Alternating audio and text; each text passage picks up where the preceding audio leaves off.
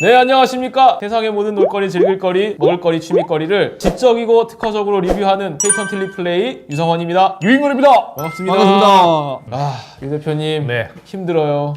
왜요? 코로나 때문에 그러게요. 밖에도 못 나가고 저도 힘듭니다. 5인 이상 집합금지. 이거 생각보다 센 것 같아요. 맞아요. 제가 이렇게 그동안은 잘 참아왔는데 이 5인 이상 딱 되고 나서부터는 사실 뭐 코로나 이런 상황이 와도 그렇게 저는 그냥 막 되게 막 심리적으로 이렇게 스트레스가 있다는 생각을 했는데 이렇게 딱 폭발을 해버리더라고요. 제가. 네. 5인이 무서워요. 네, 그런 것 같아요. 그래서 지금 2.5단계에 머물러 있는 것도 5인을 이걸 잡아놓으니까 아직까지는 3단계로 안 가고 있는 것 같아요. 사실은 3단계 가면 진짜 우리 사회가 진짜 개박살 납니다. 진짜 경제가. 그런 것 같아요. 그래서 지금 5인으로 묶고 있는데 그 덕에 뭐 저희는 집안에 또 제사도 안 지내고 일단 올해는 그렇게 넘기는 걸로 했는데 네, 그렇게 됐죠. 이게 뭐 좋은 건지 안 좋은 건지는 모르겠지만 여하튼 뭐 조심하긴 해야 됩니다. 네. 그래서 오늘 다룰 주제는 네, 바로 코로나 백신입니다. 아하. 여러분 백신에 대해서 관심 많으시죠? 사실 우리나라가 지금 백신 확보에서 굉장히 좀 뒤처져 있고 뭐 심지어는 뭐 캄보디아, 필리핀 이 정도 국가들의 그룹 정도의 순위 정도밖에 안 된다.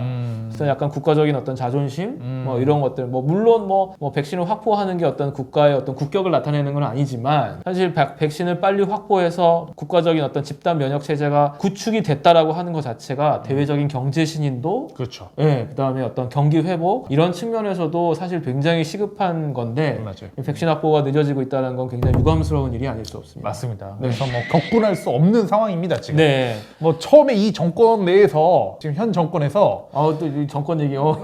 얘기해요. 백신을 우리가 만들겠다. 뭐 사실 이렇게도 발표를 했었어요. 네네. 근데 그 말은 지금 쏙 들어가고 백신 확보에 있어서도 지금 사실은 뭐 우리 질병관리본부랑 뭐 앞뒤가 안 맞아요 사실. 네, 뭐 좀 그런 상황이죠. 약간 엇박자인 그런 분위기 뉘앙스예요. 그래서 국민들이 아주 격노하고 있어요. 그러나 우리는 좀 자제하고. 자, 근데 이제 사람들이 궁금해하는 게 도대체 왜 파이자나 또는 모더나의 백신과 아스트라제네카의 백신이 뭐가 다른 거냐? 도대체 뭐 파이자나 모더나의 백신은 도대체 뭐길래 막 영하 70도, 영하 20도에서 뭐 이제 보관을 해야 하고, 근데 또 뭐 이런 어떤 그 예방률, 항체 형성률이나 이런 거는 막 94%, 95% 육박하는데 아스트라제네카는 아직 승인도 못 받고 있는데 뭐 이제 이런 상황이죠. 그리고 아직 우리나라가 파이자나 모더나의 백신을 충분하게 확보했다는 이런 소식도 명확하게 들리지 않고, 그렇죠. 코백스 퍼실리티라고 하는 이제 국제기구를 통해서 아스트라제네카의 백신만 뭐 한 2천만 명분 확보했다 뭐 이런 소식만 들리고 있어요. 사람들이 막 나도 파이자 거 맞겠다, 나는 모더나 거 맞고 싶다, 비싸더라도 10배 이상 차이 납니다 가격이. 그렇죠. 그래서 도대체 어떻게 이게 다른 건지 이런 것들을 오늘 저희가 아주 심도 있게 한번 다뤄보려고 합니다. 자, 우선 유 대표님 그 아스트라제네카의 백신과 그 다음에 이 파이자와 모더나의 백신이 어떻게 다른지 완전히 근본적으로 다른 백신이거든요. 세 가지가요? 모더나하고 파이자는 같은 계열이고요. 그렇죠. 아스트라제네카, 뭐 얀센, 뭐 다른 데서 만들고 있는 백신들은 또 이제 다른 그룹입니다. 크게 두 가지로 나눌 수 있는데 네네. 어떻게 다른지 아세요? 잘 모릅니다. 잘 몰라요. 네. 잘 몰라요. 아마 우리 뭐 시청하시는 대부분의 분들도 아마 자세히 잘 모르실 거예요. 저와 아마 비슷하시지 않을까. 자, 우선 mRNA라고 하는 개념을 좀 알아야 돼요. mRNA 들어보셨어요? 처음 들어보는데. 이게 이제 그 생물학 이제 유전자 말하자면 발현. 유전자가 우리 몸 안에 있는 우리의 유전 정보를 그 유전자가 갖고 있잖아요. 그렇죠? 그 유전자의 그 유전 정보를 갖고 있는 유전자가 뭐예요? 우리가 보통 뭐가 있다라고 하잖아요. 뭐 쟤는 뭐뭐뭐가 있어. 무슨 뭐뭐가 있어. 이렇게 얘기하잖아. 항체? 아니. 뭐가? DNA. DNA. 그렇지. DNA. DNA가 말하자면 우리 유전 정보를 갖고 있는 일종의 도서관 같은 거예요. 그렇죠. 우리 몸에 이제 그 세포마다 그 유전자가 있단 말이에요. 그 DNA로. 근데 이 DNA는 유전 정보를 갖고 있는 도서관이지 실제로 그 유전 정보를 발현시켜서 유 대표님처럼 생기게 만들고 또 어떤 사람은 뭐 키가 크게 하고 저처럼 키가 작게 만들고 또 누구는 되게 예쁘게 만들고 이런 것들은 그 유전자에 의해서 발현이 되는 거란 말이야. 그 발현되는 거는 사실 DNA가 하지 않아. 딱 다른 이제 그게 있어. 근데 그 유전자를 발현하게 하는 거 이게 뭐냐? mRNA예요. RNA. 이 RNA가 그 역할을 하거든요. 자, 근데 이제 우리가 이제 백신 얘기를 하기 전에 우선 파이자와 모더나는 mRNA를 이용한 백신이에요. 그리고 한 번도 이러한 형태의 백신이 상용화돼서 성공한 적이 단 한 번도 없었어. 아하. 그래서 사실은 파이자와 모더나의 백신이 성공했다라는 거는 인류가 바이러스 정복에 엄청난 큰 한 걸음을 완전 내딛었다라고 하는 겁니다. 네, 사실 코로나가 이제 이렇게 우리가 굉장히 어려운 일을 겪고 있지만 네. 인류 이 바이러스 정복에 관련된 이 미생물학, 분자생물학에 관련돼서 백신 의학에 관련돼서는 엄청난 스텝을 지금 우리가 내딛고 있는 거예요. 진보를 했다. 그런 측면인 거죠. 예. 자, 원래 백신은 어떻게 만드는지 아세요? 백신이요? 원래 백신은 어떻게 만들어요? 보통 이제 우리가 알고 있는 백신 만드는 방법. 뭐 일단은 아주 약한 세균을 감염시켜서 거기서 이제 그 항체를 배양시키는 뭐 그런 원리이지 않나요? 그렇죠. 보통은 이제 병원균. 네, 그게 이제 뭐 그게 박테리아가 될 수도 있고 그렇죠. 이제 바이러스가 될 수도 있는데 병원균을 갖다가 약하게 만들거나 그렇죠. 또는 죽여 약하게 만드는 거가 여의치 않을 경우에는 그게 이제 몸에 들어왔을 때 실제 병을 일으킬 수도 있잖아. 그렇죠, 그렇지? 그렇죠. 그래서 아예 죽여갖고 그걸 가지고 그 죽여 있는 그 균주를 갖다가 배양을 시켜서 대량을 만든 다음에 몸에다가 일부를 집어넣어. 그러면 죽어 있거나 이제 약해져 있는 백신은 실제 우리한테 큰 부작용, 몸 그 질병을 실제로 일으키지 않지만 병원균이 들어오니까 항원이 들어왔어. 그렇죠. 그러니까 우리 몸의 항원 항체 반응에 의해서 그렇죠. 항체가 형성이 되는 거죠. 되죠. 네, 그래서 항체가 형성이 된 상태에서 몸이 항체를 갖고 있는 상태에서 실제 진짜 그 바이러스가 몸에 들어와, 코로나가 들어와. 그러면 이제 코로나에 대응할 수 있게 만들어. 그렇죠.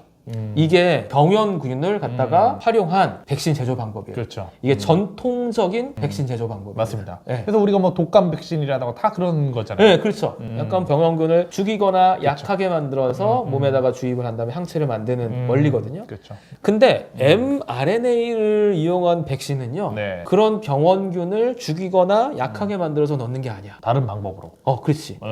그 병원균, 예를 들면 코로나 바이러스라고 쳐. 네네네. 코로나 바이러스의 일부 부분을 갖다가 띄어내. 근데 이 코로나 바이러스도 말하자면 일종의 뭔가 이렇게 단백질로 이루어져 있단 말이야. 그 부분을 갖다가 만들어내는 유전 정보가 있겠지. 네, 그렇죠. 바이러스가 실제로 우리 몸에다가 병을 어떻게 일으키냐면 바이러스 안에 RNA가 있어. 그래서 몸에 딱 우리 몸에 들어오잖아. 그럼 세포 안에다가 지 RNA를 집어넣은 다음에 복제시켜가지고 그 숙주에 의해서 바이러스가 막 늘어나게 만들거든. 그쵸. 그러니까 바이러스의 일부분의 어떤 단백질의 유전 정보를 빼낸 다음에 그 유전 정보에 해당하는 RNA만 몸에다 집어넣는 거야.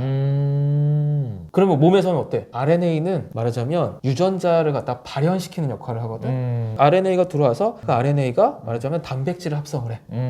그 바이러스의 일부분을. 그래서 항원 항체를 반응을 일으켜서 항체를 만드는 거야. 그렇군요. 굉장히 혁신적이죠. 그러네요.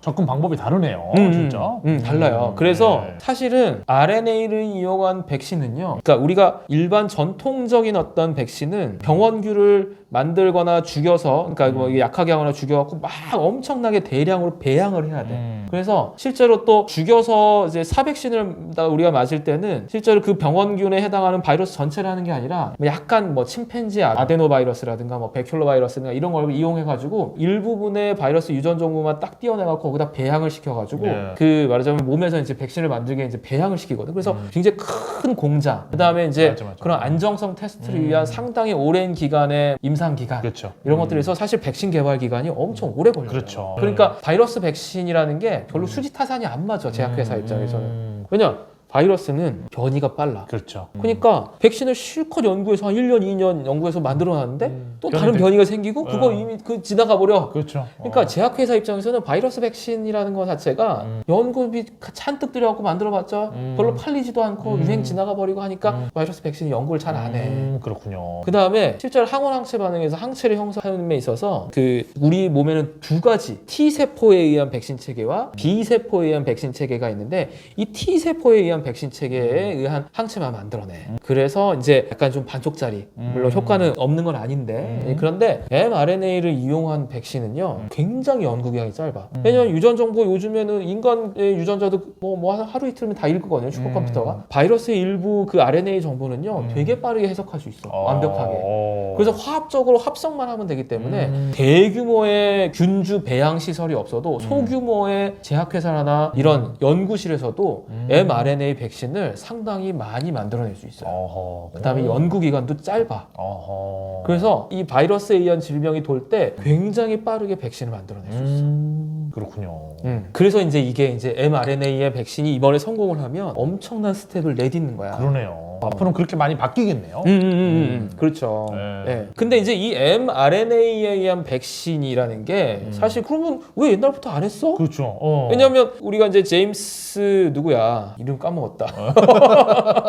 DNA의 이중나선 구조를 뭐 이제 밝혀내고 1950 몇 년이죠. 예, 밝혀내고 난 다음에 그거 이제 DNA가 어떻게 생겼다. 두 가닥의 유전자가 이렇게 꼬여가지고 생겼다. 이게 어떻게 발현되느냐? 아 그게 또 한 몇 년, 한 5, 6년 지나니까 이게 풀려가지고 mRNA가 전사가 돼서 그 전사된 mRNA가 뭐 진핵세포 동물의 경우에는 이제 빠져나와가지고 그게 리보솜과 결합해서 폴리펩타이드 사슬이 만들어지면서 단백질이 만들어지고 이거를 뭐 한 그 다음 10년, 그 다음 10년에서 이제 밝혀냈단 말이야. mRNA와 tRNA, RNA에 의한 단백질 말하자면 이 번역의 과정에 의해서 발현이 된다라고 하는 건 다 밝혀냈어. 그럼 mRNA를 이용해서 뭔가를 치료할 수 있겠네라고 하는 시도의 아이디어는 이미 1970년대, 80년대부터 얘기가 됐었던 거야.